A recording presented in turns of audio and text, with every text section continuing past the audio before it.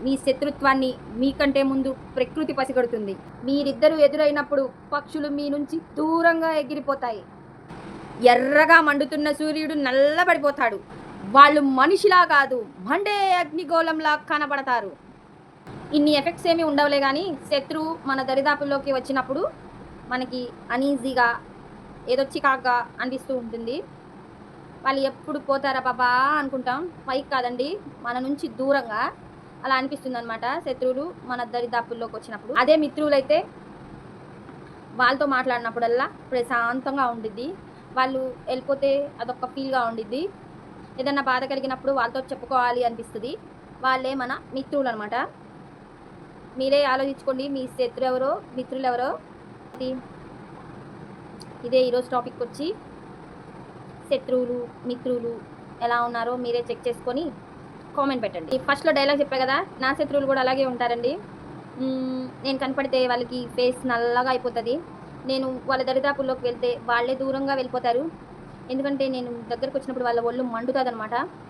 ఇంకా ఫేస్ మటికి అసలు చూడలేము. చిట్లా అంటా ఉంటది. ఎక్కువ మంది లేరులేండి. 1% మాత్రమే ఉన్నారు అట్లాంటి వాళ్ళు. మిగతా అందరూ నా దోస్తులే.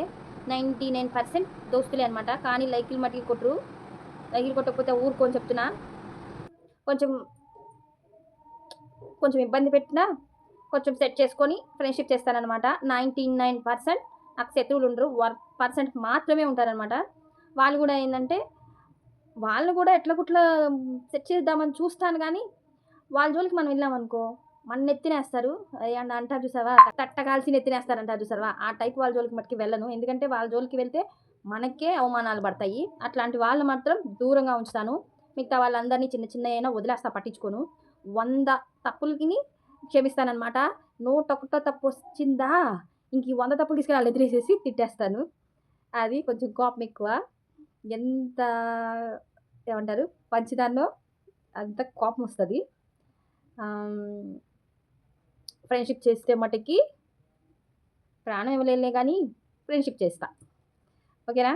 ఇంతేనండి ఈరోజు video. Like and share, subscribe. ఉంటా మరి. బాయ్. జాగ్రత్తగా ఉండండి శత్రువులతో.